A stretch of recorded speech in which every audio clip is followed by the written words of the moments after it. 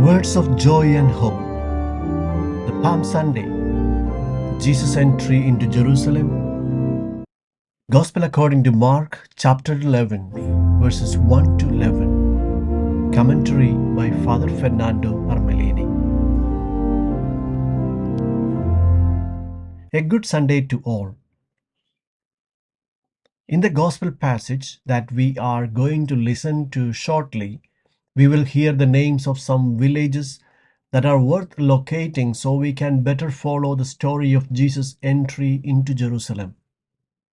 In the background, I have placed an aerial photo showing the Dead Sea, and east of the Dead Sea, in what is now Jordan, was the land of the Moabites in biblical times. Jericho is also shown about 15 kilometers away. North of the Dead Sea, from there, Jesus left with his disciples after healing blind Bartimaeus. He had to walk through the wilderness of Judah with 1,000 meters of elevation gain to reach Jerusalem, the goal of his journey, because it was there that he would give the greatest testimony of his love by giving his life. In this wilderness of Judah today, there are Jewish settlements, one of which is very famous, Ma'ale Aumim. However, this is of little interest to us.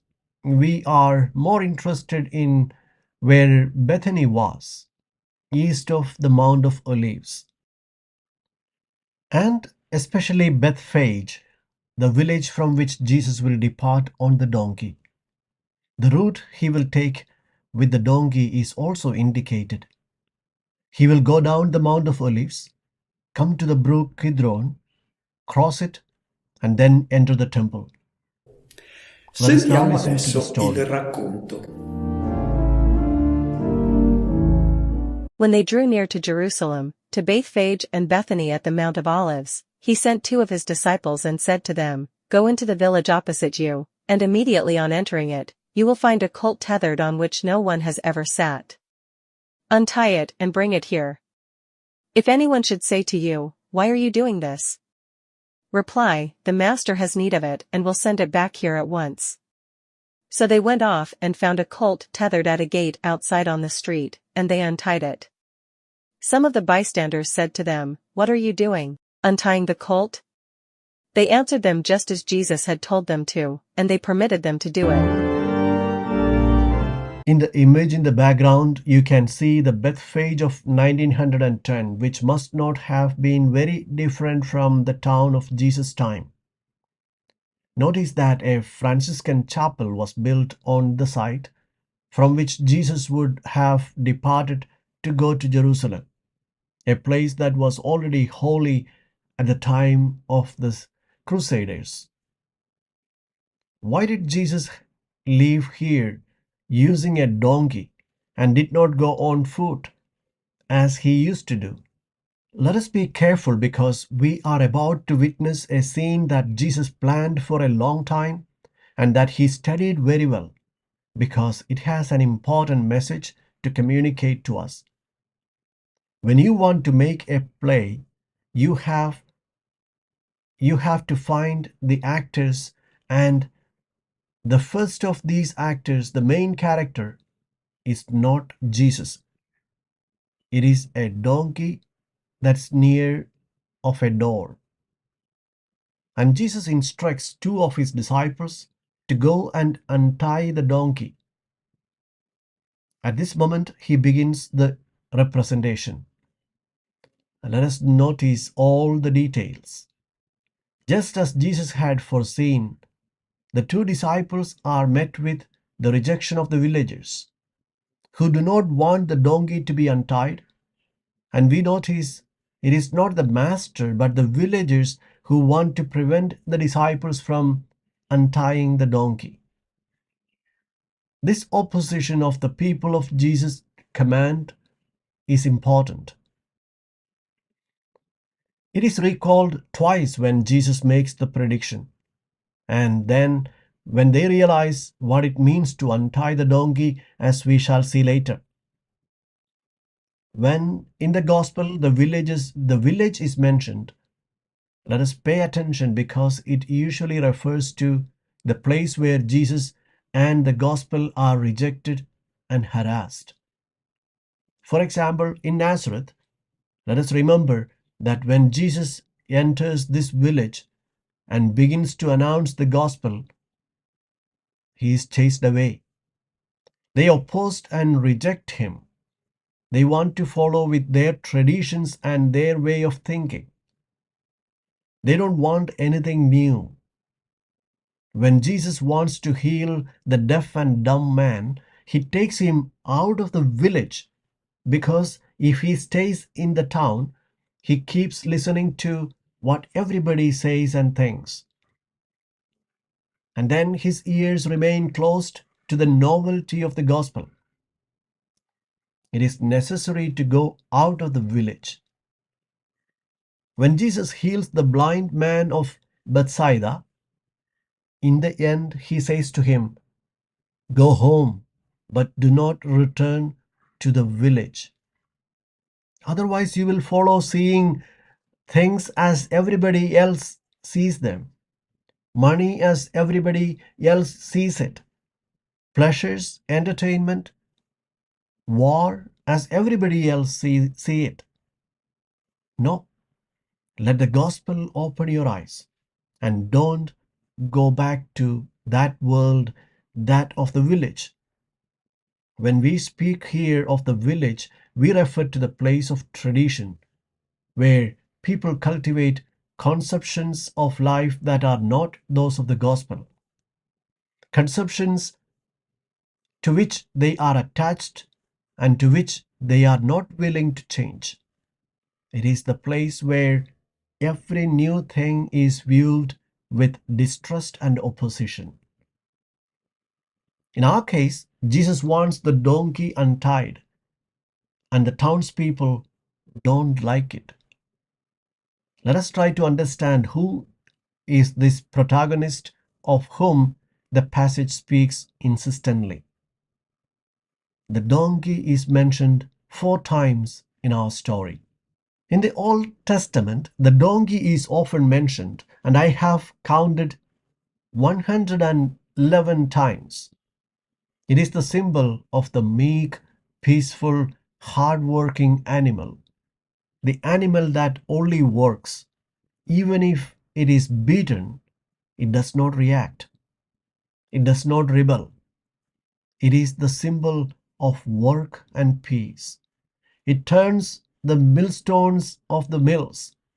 In Egypt, it turned the wheels to raise the water of the wells, and it is always used as a symbol of work and peace.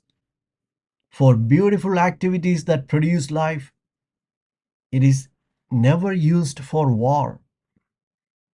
Jesus chose the donkey precisely as opposed to the horse, the fast, agile, and proud animal that was never used for work in the field, but for the triumphal entries of the kings and especially for the battles.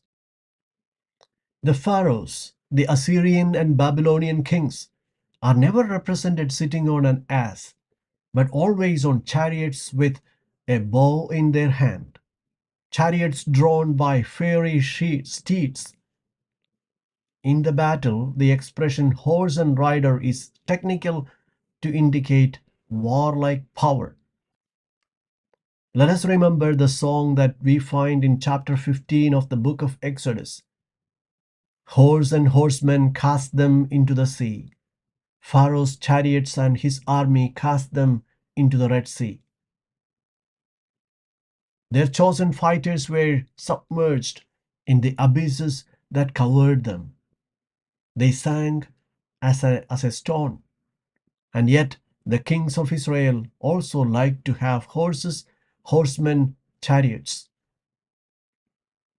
When King Hezekiah sends messengers to Egypt to buy horses, the prophet Isaiah reacts and says, "Woe to those who go down to Egypt to seek help and put their hope in horses. They trust in chariots. To endow the army with an impetuous cavalry had always been the dream of the kings of Israel.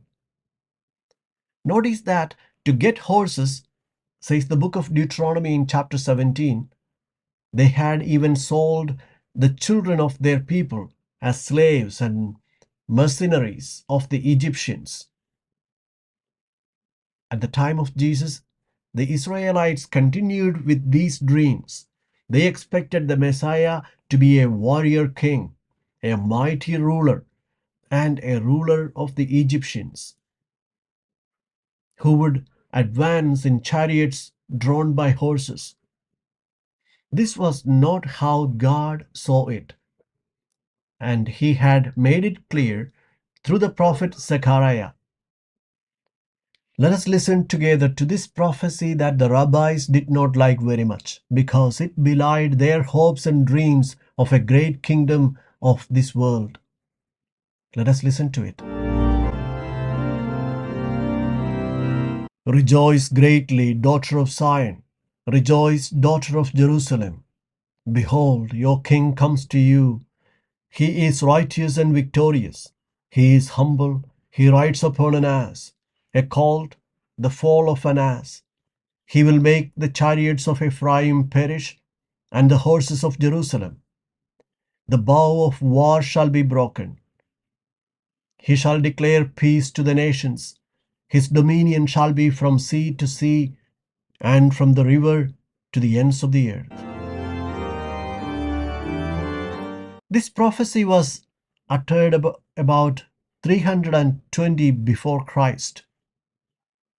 The historical period is the one immediately following the great conquests of Alexander the Great. And we know very well the logic that decided all the exploits of this personage. At this time, Israel was an insignificant people and subjected to the Seleucids that have started to dominate Syria and Palestine. The prophet announces to the Israelites that the enthronement will occur in Jerusalem of the new king, of the Savior promised by the Lord, but immediately adds, beware, because you may not recognize him. It will be a surprise. He will not come as the head of a mighty army, riding on horses, driving chariots, but he shall enter Jerusalem humbly mounted on an ass, on a donkey's colt. And he is not coming because he has discovered new and more powerful weapons to destroy all enemies. No, he comes precisely to put an end to all the kingdoms based on force and domination. He will propose an opposite kingdom, that of service. He comes to destroy the chariots, to sweep away the arks of war forever. He comes to begin a kingdom and a world of peace. Jesus has fulfilled this prophecy in the letter to tell us that the prophecy has been fulfilled and this new kingdom has begun. Jesus points out that no one has ever set it up before. He is the first. None of the great ones of this world, like Alexander the Great, had ridden on the ass. Neither he nor the others have always ridden steeds and chariots and have always cultivated dreams of domination. All history is a list of violence. This is the message of Jesus' gesture. The donkey is the symbol of service, and service is the characteristic of the new world, the one Jesus introduced, the first who sat on the ass. In the letter to the Galatians, Paul recommends, bear one another's burdens, as does the ass, which is the symbol of the burden bearer. The impulse that leads us to care for our brother's needs and to serve our brother, to bear our brother's burdens, comes from the spirit that God has put in each person, and we must untie this impulse to serve because our selfishness restrains it. And in the village, they don't want to untie the donkey that leads to service. Everybody wants to keep riding the steeds. Therefore, not only the lamb but also the ass reveals the heart of Jesus, who is a servant for love. It is a necessary choice between the kingdoms of this world, those of the village where all think and act in the same way, and as a proposal of the kingdom made by Jesus. Either we continue as before or accept his proposal in this gesture. The scene continues, telling the reaction of the disciples and the crowd to Jesus' gesture. Let us listen. So they brought the colt to Jesus and put their cloaks over it. And he sat on it. Many people spread their cloaks on the road, and others spread leafy branches that they had cut from the fields. Those preceding him as well as those following kept crying out, "Hosanna! Blessed is he who comes in the name of the Lord.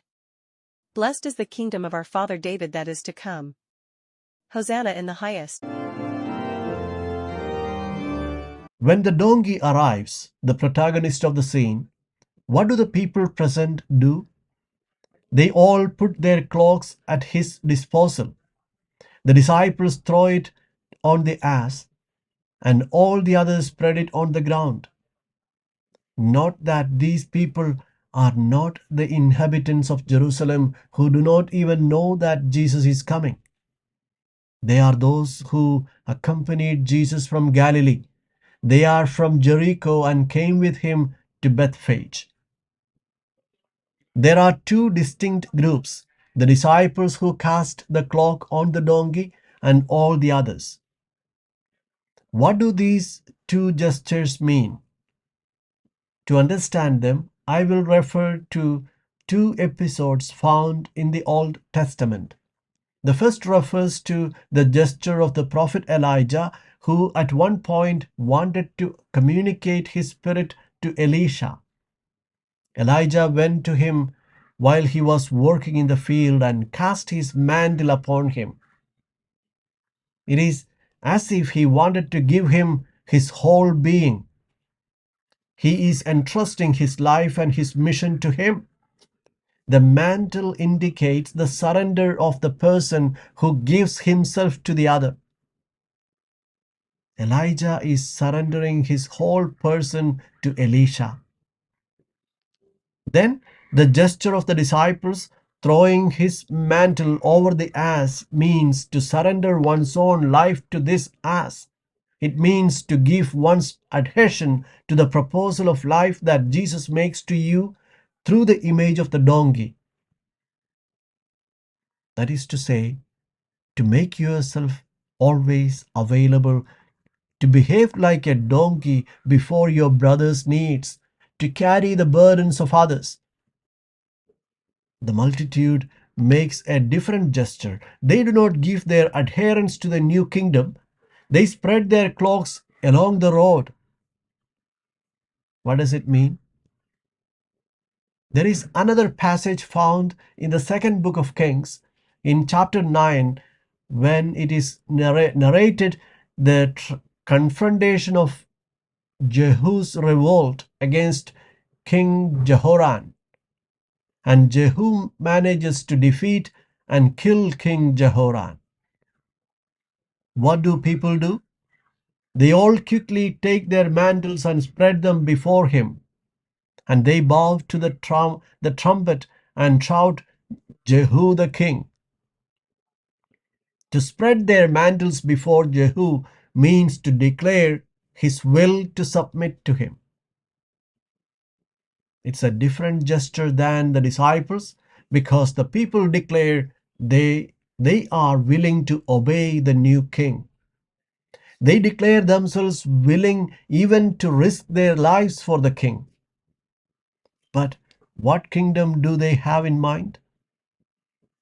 Listen to what they are shouting, and you immediately understand which king they will obey. They cry out, Hosanna to the Son of David, to the one who resembles their father David, who was a warrior and victor. And he had defeated the Philistines. This is the kingdom that those who are with Jesus have in mind.